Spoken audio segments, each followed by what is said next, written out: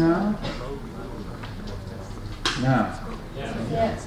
It's all the way up top. Normally a person has to do that. But now you can hear something. Is it loud? Oh, the current must be low. Hmm?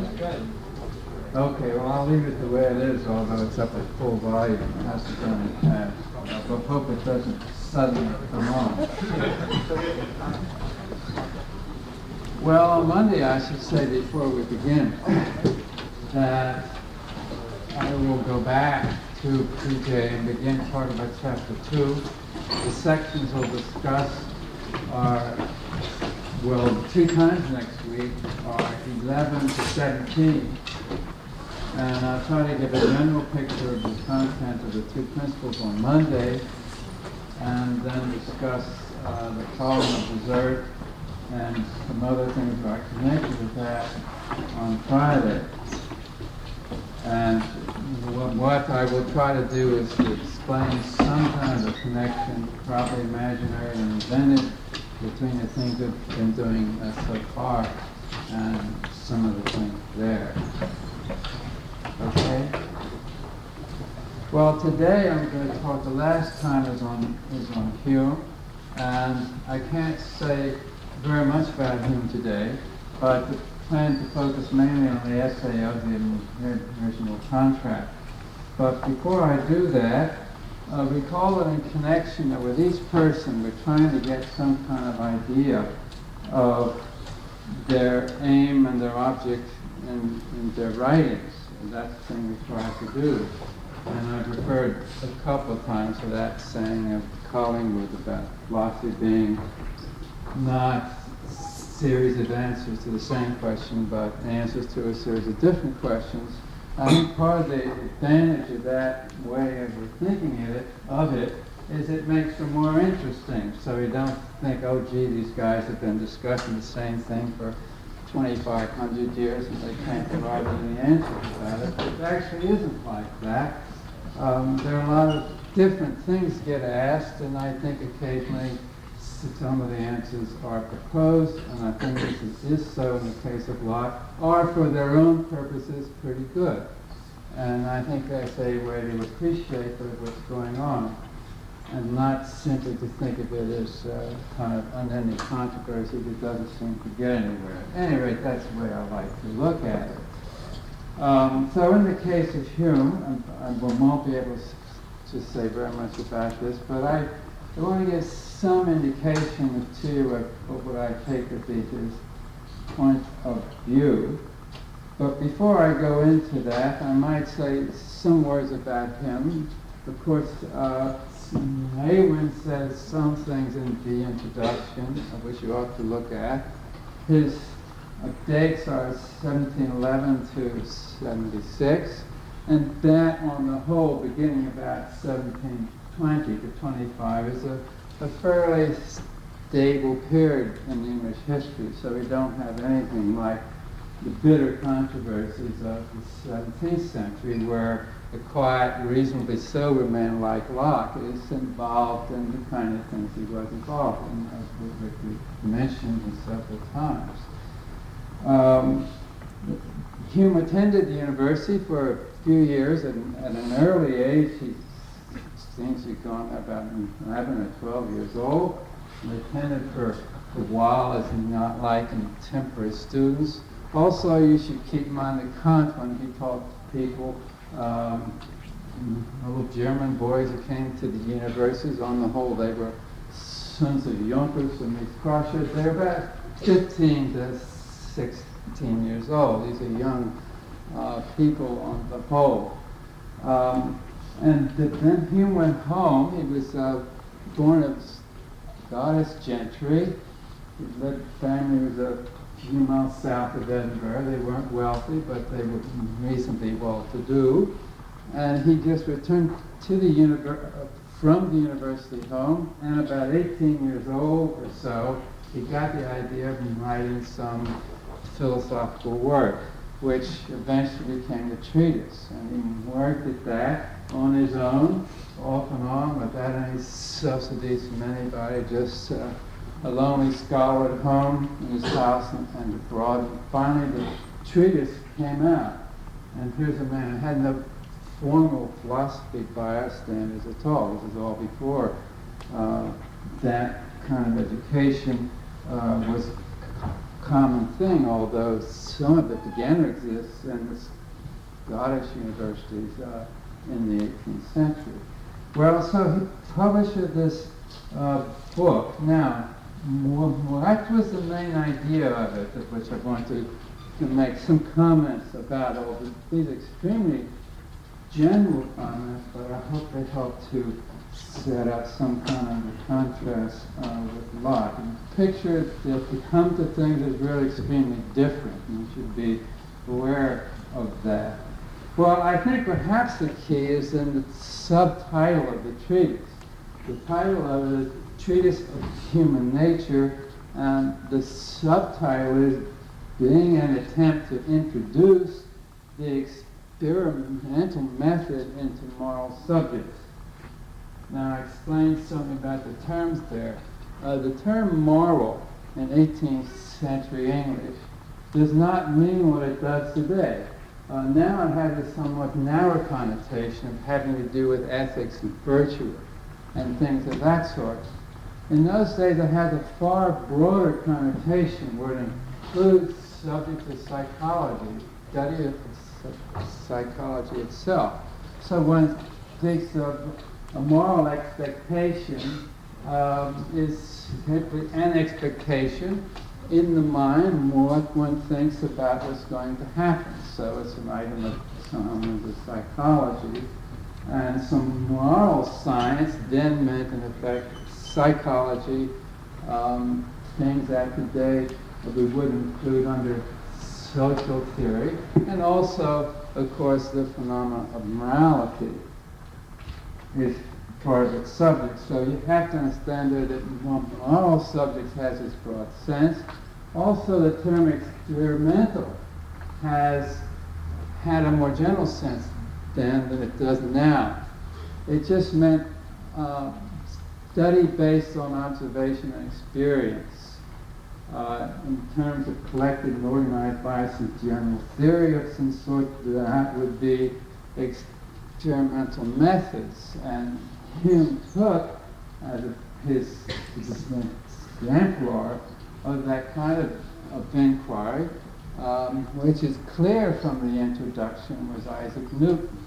So Newton had applied the experimental method in Hume's sense to ascertain first principles that govern the laws of motion of bodies in space and so on. And he wants to do the same in the case of the moral subjects. In a sense, it's what we might call today moral, psychological, social theory, all kind of in one, is what he's attempting to do in this book. He's taking the attitude, you might say, of an observer. He's a phenomenon. He's a naturalist. He wants to give an account of them, of the first principles and so forth. And you ought to keep in mind that a lot of times you should be alert for changes of sense of terms. Like there is in Hume, I forget in your text exact place of where it is, but he says that virtue is a mediocrity between two extremes. There he has in mind, he means that it's a mean between two extremes. Well, that's an example of a term that's gone downhill.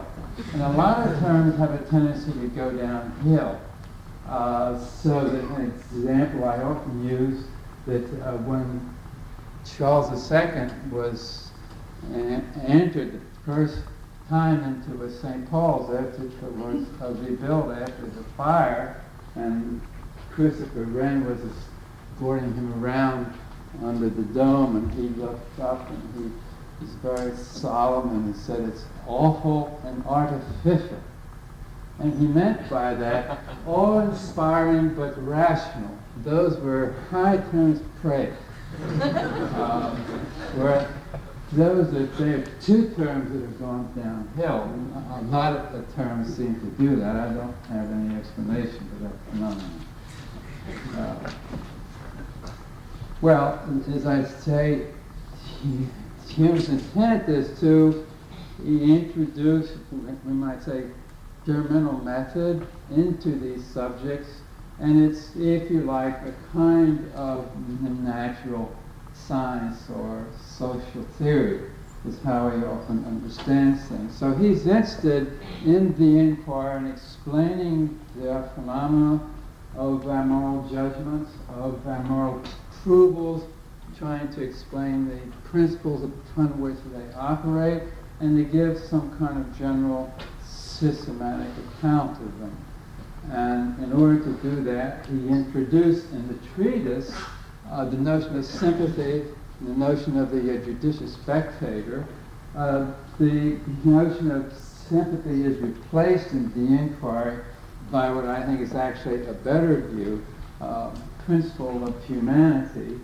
And although the term judicious spectator is dropped, you do get an account both in chapter 5 and in the last, or I should say, section. I think he calls them section 5. In the last section, you do get an account of that notion, which is an extremely important account. Now, one way then to think of difference between Hobbes and, between Locke and Hume, to think Locke is like, you might say, a constitutional lawyer who works within the system defined by the fundamental law of nature, and he attempts to develop arguments within that framework in order to explain and to justify the resistance to the crown within a mixed constitution. And that's the thing that he is doing. And he often talks in terms of historical development as if it takes place within this scheme of constitutional law in the sense of where it's defined by the fundamental law of nature and the equal rights from which everyone began. Whereas, as I say, Hume, on the other hand, is operating, thinking, I should say, as a natural observer, trying to ascertain the fundamental principles of moral phenomena understood in this broad way, and he's then trying to give some account of how moral concepts actually operate, how moral judgments are actually made, how the moral sentiments support institutions, how they brought into being, various notions that, various motives, I should say, that enable us to be drawn to and to support these institutions.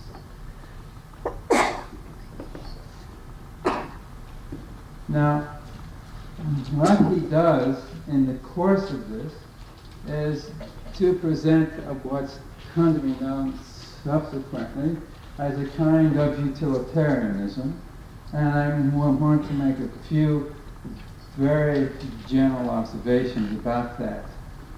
Now, I think it's helpful to think of a political conception as being an attempt to develop one of relatively few, let's say, fundamental intuitive ideas into some reasonably worked out conception of political right and justice.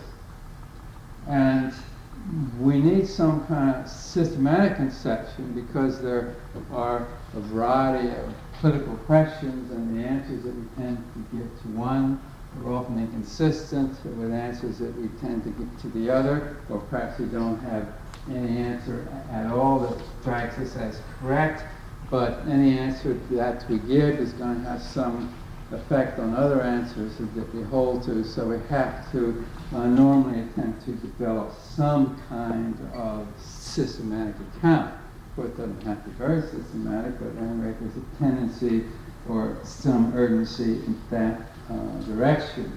Now, I've emphasized that social contract views, of which there are a considerable variety, will attempt to develop the notion of agreement, between free and equal persons, and you get varieties of that depending on how the circumstances of agreement are described, how persons are described, and so forth. Whereas I think of a utilitarian view as depending on the fundamental intuitive idea that the right is to bring about the most good. It's a very simple idea, but it's a very plausible idea. What would the right be if it isn't to bring about the most good?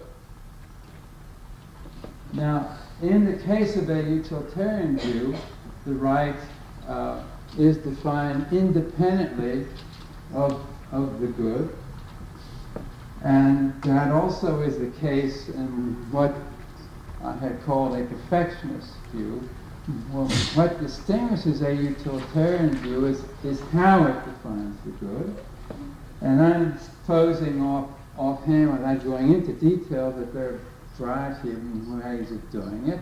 But one way, say, is to define it hedonistically as pleasure and pain. Another way to define it is as the satisfaction of desires, or the satisfaction of preferences, or a third way, if you add in a notion of rationality or rational organization over time, why then you can say it's a satisfaction of rational desires as you envision them over time, or one might say some more or less organized idea of happiness. So there will be different kinds of utilitarian views depending on how the good is defined, but it's always defined in some subjective manner. That is to say, the pleasure or pain, fulfillment of desire, or the fulfillment of rational desire. Now, I ought to call your attention to the importance there of the term independence. I won't go into it here. It's mentioned in TJ at page 24 to 6. And I think, that's their said as perhaps all necessary to be said. But that's an important point in the sense that you will be able to count envy, if you like, if you count envy as a non-moral notion, as something that you can take into account that has to be fulfilled or avoided, perhaps in that case. It's something unpleasant. But you can't count resentment as something to be simply avoided in the same way, because resentment is a moral notion. And you have to, all the things you're going to count under the good on this view, at any rate as I'm interpreting it, you have to exclude any notion that you would think of intuitively as falling under the right. So if you think of resentment as anger at some injustice or anger at some wrong being done to you, then that will not count as independent in the correct way.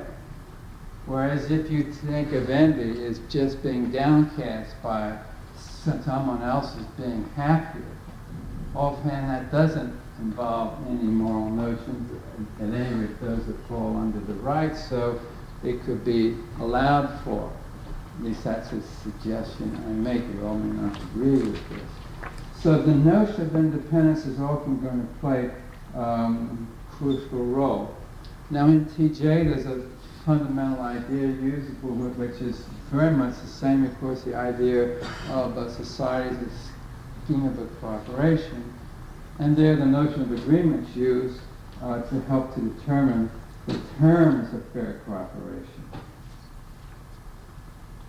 So those are just some brief observations on the nature of the utilitarian view of a very general kind.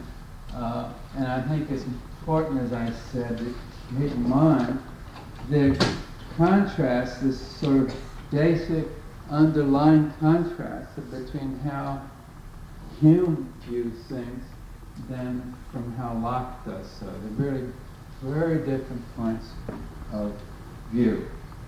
Well, now let me, if this is, there any questions about anything I have said? Actually, didn't teach you anything more.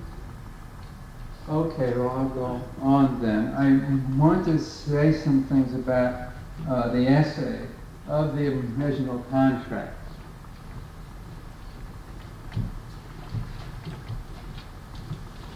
I think of it, perhaps it's handy to think of it as divided into three parts. The first part, I mean, I count paragraphs because there are all these editions, so it isn't helpful to have to assume that the paragraphing is the same, otherwise this isn't, but so far as I know it is. The first part is paragraph 19, and there's a conclusion there stated in 19, and then the next part, the way I take it, is from 20 to 31. And then part 3 from 32 to 45. And it's in that part that Hume gives his more philosophical argument against Locke's view. And come to that in a moment. And then at the very end, there's a few remarks of a general methodological kind in paragraphs 46 to 49. Now, take these up in turn briefly. Hume begins in part 1 by granting both the Tory view and the Whig view have some truth in them, but not, of course, what each of them wants. The truth that he conceives would hardly make either of them happy, as you soon find out. He's most court with the Tory view. He says the crown does indeed rule by divine right, but so does the thief who takes my purse. He's very short with that view. It's kind of typical remark of Hume's is just to not to dwell on something like that, but just to let it pass. Says, good example in paragraph 3 of section 9 of the inquiry on the monkish virtues, which I suggest that you read and think of the last sentence as saying, well, so much for the saints. He says that in human life, if they had all those virtues, they would be unfit to associate with anyone except those who are as delirious and as dismal as themselves. But then we pass on. I mean, we don't elaborate.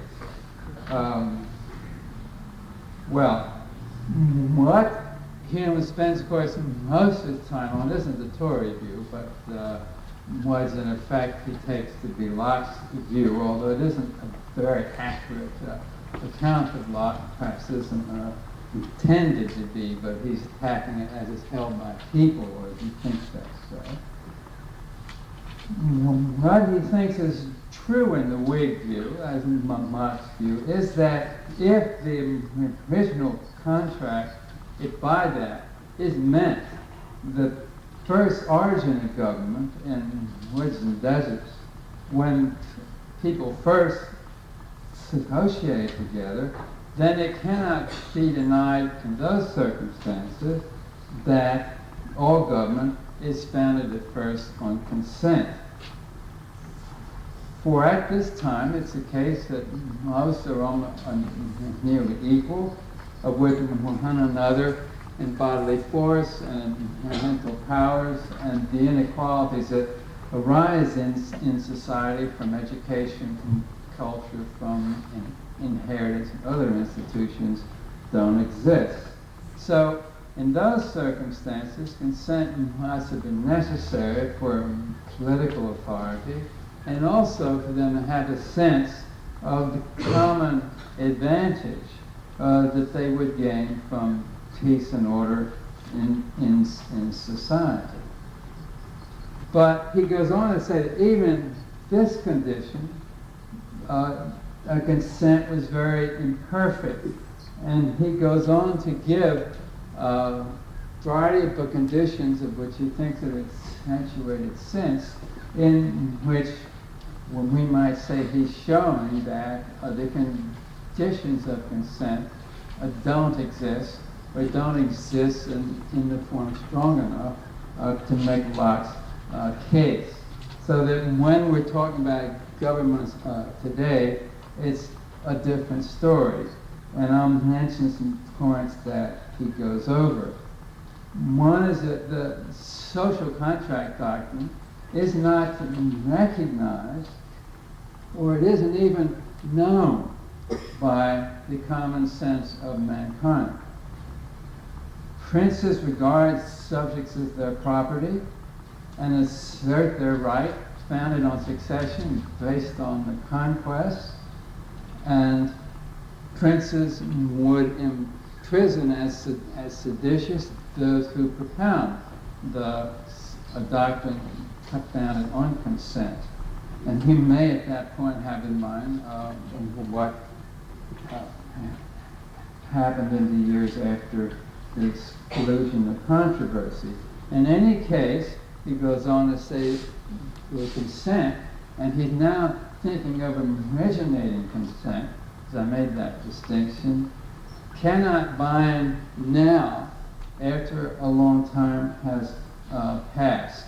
And I call your attention to the fact that Locke doesn't actually say that it does, and he expressly asserts the same thing as Hume does here in paragraph 116.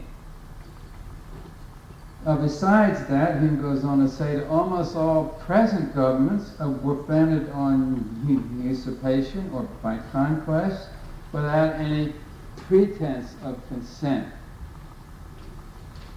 A third point he makes is that elections, as they are carried on and have been carried on, don't carry any great weight, for they are often controlled by a combination of a few great figures, and that the idea of social contract has little correspondence to what actually takes place, or to the historical facts.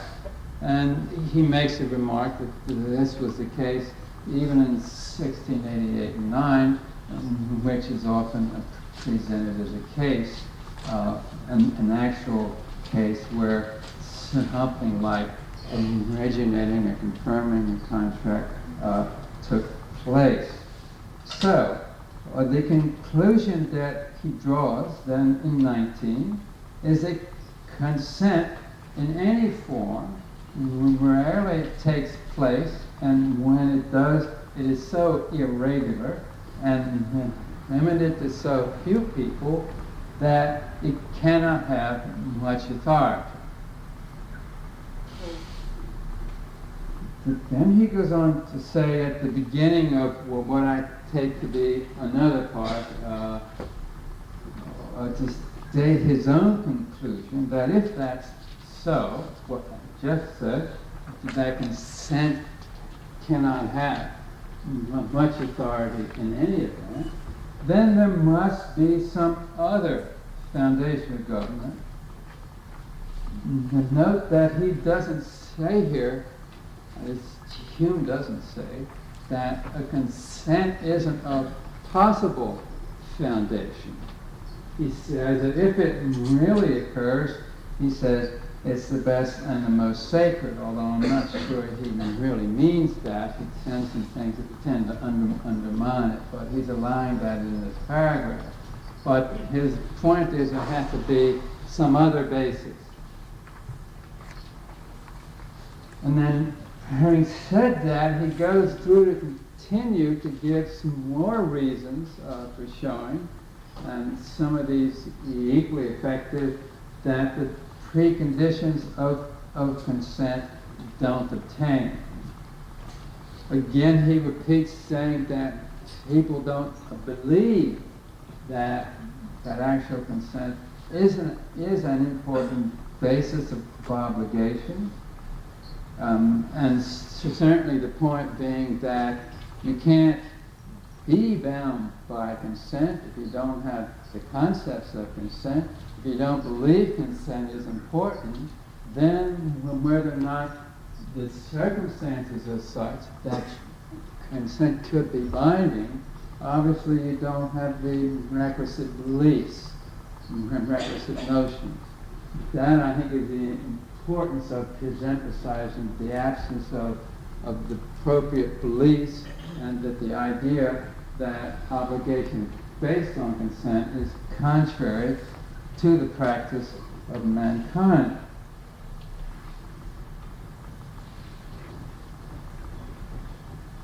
Then he gives a paragraph, which I think if any of you have read it, you must have noticed in 24, that, is that right?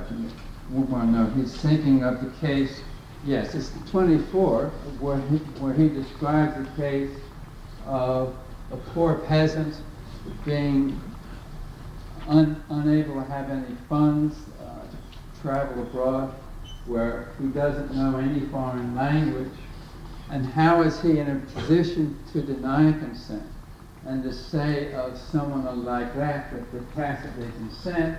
He says is like saying that someone on a ship at sea who's been carried on board while asleep owes penalty to the master, even if in a storm he should drop overboard and drown, which is the only alternative that he has. So that's the point being that that's a very strong way of saying that the conditions of consent in the case of, say, the laboring poor and, say, most of the rest of the population, don't exist, they don't obtain.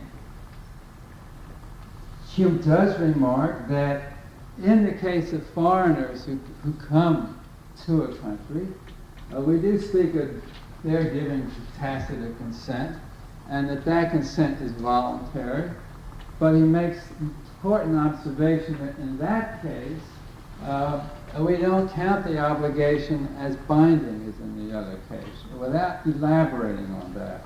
Now, I think that's somehow true. That's an important observation, that where consent or where political obligation is, in some sense, truly voluntary, there's a tendency for us to think, like in that case I just mentioned, that it isn't as binding.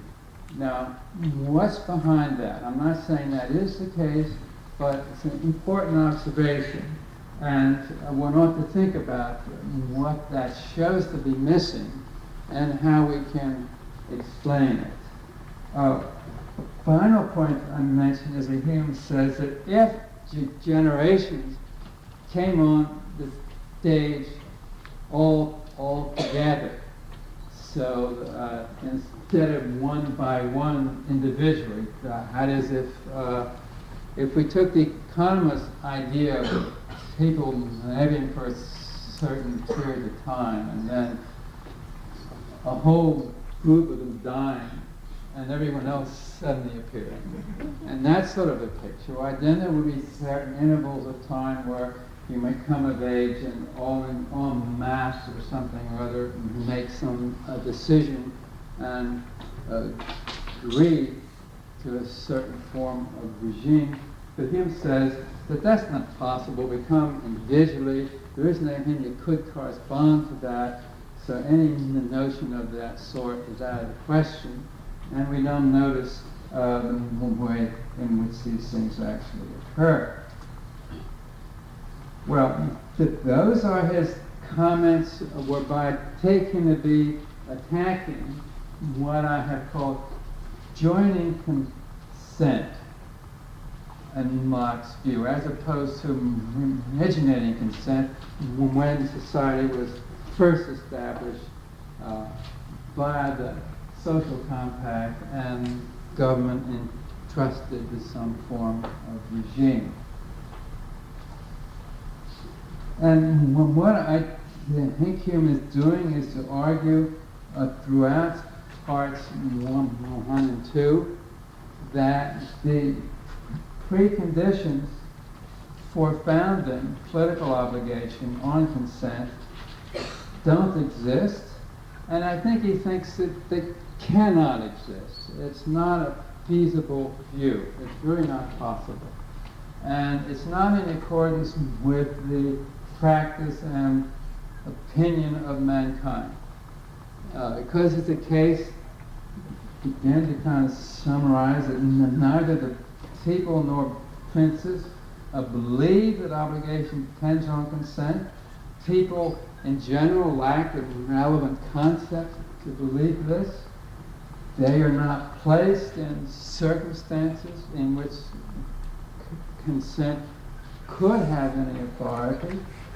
And besides, even if it did, we don't think that consent, in the case of foreigners, gives rise, as an example, to what we think of as genuine political and binding obligations. So, the point then of parts 1 and 2 is to say, therefore there must be some other basis of consent.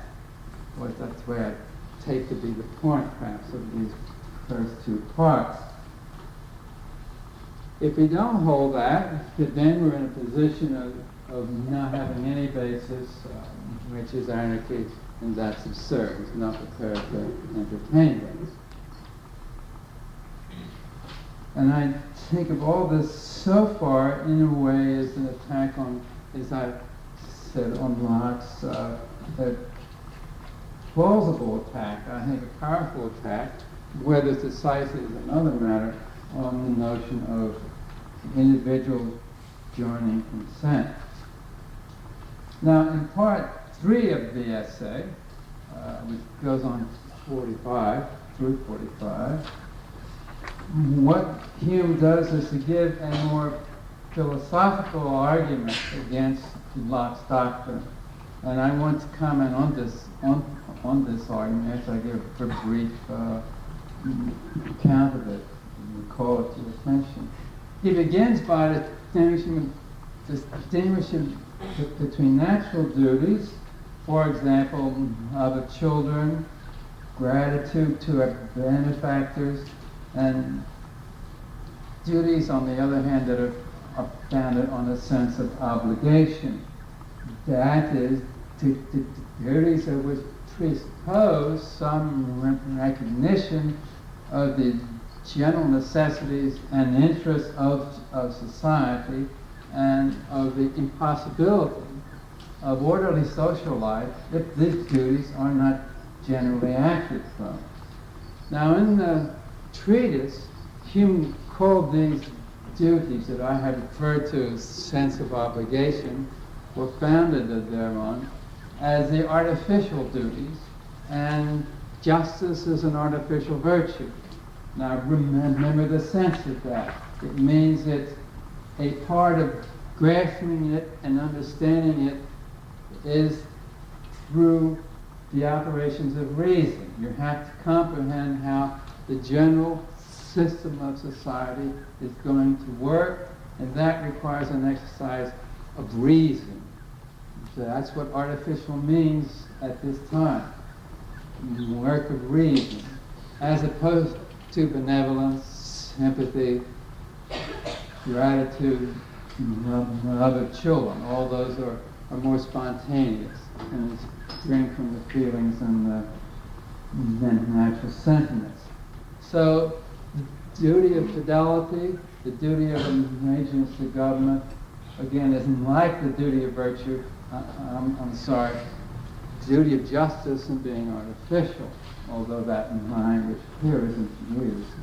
Now, Hume's philosophical argument against Locke is, it's really the structure of it is extremely simple. It's that both kinds of duties within his system, that is the artificial and the natural, or those that are based on sense of obligation, and the natural, are explained and justified by the appeal to the principle of utility. They're both explained and accounted for in the same way. The fact is, they're going to be explained and accounted for by reference to the general necessities and interests of society. It's only if we act on these can we answer to those general necessities and duties and interests of society. If these duties are not generally recognized and honored by the members of society, then orderly social life will be impossible. And this is Hume's basic philosophical explanation of these duties of fidelity and duties of allegiance, and they're going to appeal to the same principle, although in a somewhat different way, as the natural duties. So on Hume's view, it's quite pointless to try to explain or to justify the allegiance that we owe to government by an appeal to the duty of fidelity, that is, to the notion of contract, or by some presumed agreement between people.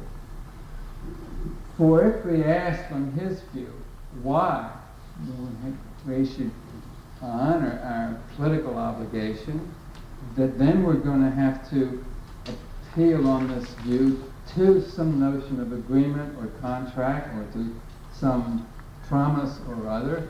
And if we ask why we should honor that, then in turn we're going to have to appeal to the principle of utility. So he's saying something like, well, why not appeal straight to the principle of utility? Why suppose that you gain anything by going through the notion of contract or talking about an original agreement, particularly when that idea has all these other difficulties that I have just gone over, I imagine Hume to be saying. So he views, you might say, the appeal to contract as an unnecessary step. It doesn't accomplish anything. It can't account for anything that Hume can't also account for by appeal to the principle of utility in the sense in which he interprets in this very rough way of the general necessities and interests of society.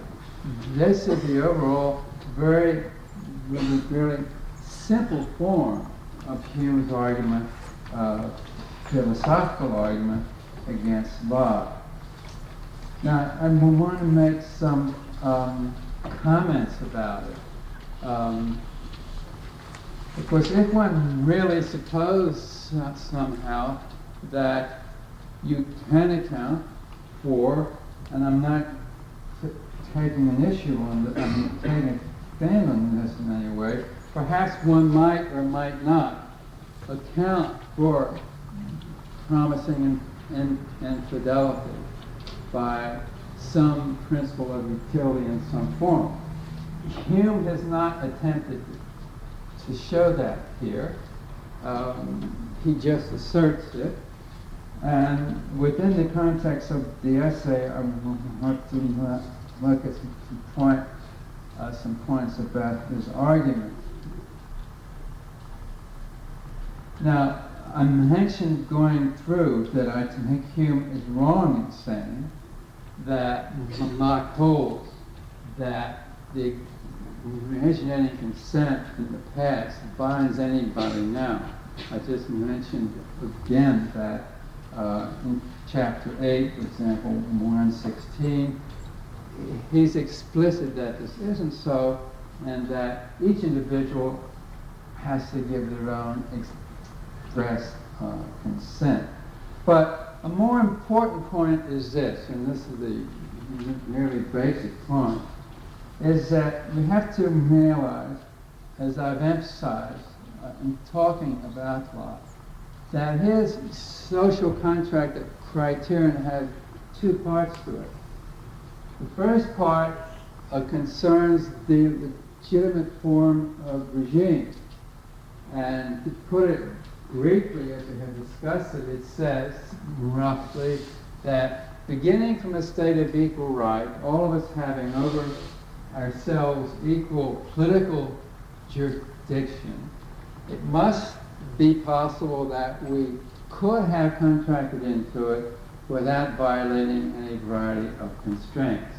So in a word, the criterion for legitimate regime is it could have been contracted into from a state of equal right. Then the other part of Locke's criterion, or his explanation of how political obligation arises, is that if the regime is legitimate, if it's legitimate, then we become bound to it by giving our express consent. I'm hating it's not tacit consent. Say by inheriting a parent's land or something of that sort that involves perhaps some oath to the crown. So that's express consent. We also then incorporate ourselves into our society, just being done at the age of reason. So in reason, Locke has the criterion, the precondition of if it's a legitimate regime, is I take him to hold that. Now, we can also, I think, add to Locke's view, I think consistent with it, that individuals also have a natural duty to support a legitimate regime when it does exist and is operating effectively. I believe he could maintain that, although I don't recall his expressly noting at this point, if on the grounds that if it is a legitimate regime, then we have a natural duty under the fundamental law of nature, not to overthrow it or not to violate it. It is something that people have legitimately entered into and established for their protection, for their lives and levies in the state. And since the fundamental law of nature always binds us, then we would always have that duty to support it. Now that would not make us a member of it, and we might say like a foreigner who enters a country, or not be free to leave, but at any rate, we would be bound not to attack it. But I think I'll pass over that. Now, the crucial point then of this is that we want to emphasize, or I want to emphasize, the crucial role in Locke's view of what I call this general criterion that applies to legitimate form of regime, and put in the form of its being such that we could have contracted into it. And I don't think that consent would be possible if that isn't so. I also believe that in Locke's view, he's going to have to use that sometime in this hypothetical form. That is, suppose the following happens, we've given an illustration. If, as often happens, there are conquests, would take after the Norman conquest. Suppose after a number of years it comes about through political compromise, social changes, and other things, that the form of regime assumes a legitimate form. So it then becomes one that could have been contracted into. And one is able, if you hold Locke's view, to understand that. Then, although it hasn't actually been contracted into, and no one has done so, and it's come about by accident, you might say, or compromise, any way in which you want to describe the process, it's now possible for individuals, when they come of age, to give a binding consent to it. And presumably that could then happen over time, so everyone in the society has done that, and they then accept that form of regime, where in order to make Locke's view to go, we have to interpret that in this hypothetical way. Now, a part of Locke's view, and a point of emphasizing this thing about the individual joining a consent, if you think about it, it means that a view of his kind has a potential radicalism in it that Hume's does not. And I can explain that in the following way, that, well, you want social institutions to be such that individuals could give binding consent to it. And that may mean that you have to do various things.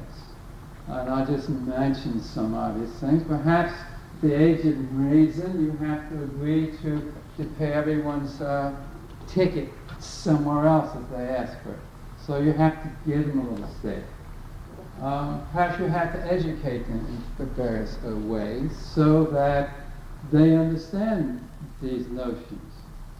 Now, of course, that's a long way from Locke, and he would probably be as horrified with these suggestions as Hume is.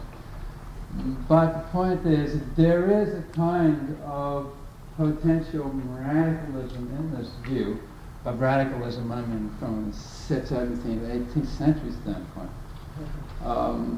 That Hume, I think, is aware of, but he doesn't discuss it. I think he is aware of it when he says there has to be some other basis of obligation, because if there isn't, why then we're open to anarchy. I think he's aware, and so were others at Locke's time, of the potentialities of this view, and I think that's why, in part, it